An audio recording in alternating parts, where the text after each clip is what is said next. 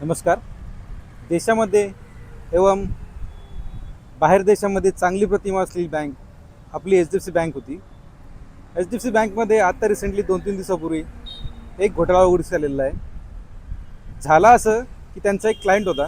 त्या क्लायंटला त्यांनी हाय रेटवरती फिक्स्ड डिपॉझिट ऑफर केले, परंतु ॲज पर RBI रूल्सनुसार ते स्पेसिफिक क्लायंटला हाय रेट ऑफर करू शकत नव्हते.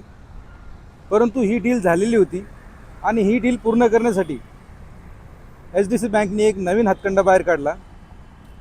त्यानुसार त्यांनी जवळपास 45 कोटी त्यांच्या क्लायंटला दिले, परंतु त्यांनी सोशल वेलफेअर नावाखाली एका कंपनीला प्रोव्हाइड केले, त्या कंपनी समोरच्या कंपनीला दिले.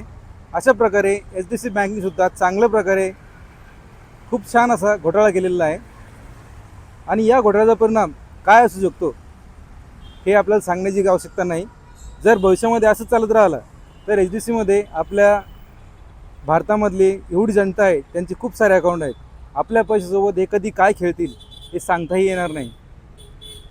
अजून काही नवीन अपडेट असली तर आपण सांगूच. त्या अगोदर जेव्हा चेअरमननी ह्या बँकमधून रिझाईन केलं होतं तेव्हा त्यांनी सांगितले होते बँकमध्ये काही इंटरनल प्रॉब्लेम नाही.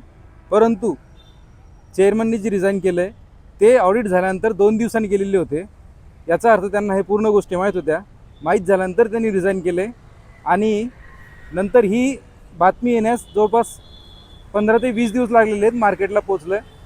म्हणजे याआधी यांनी अजूनही काही केलेलं असेल तरी सांगता येत नाही.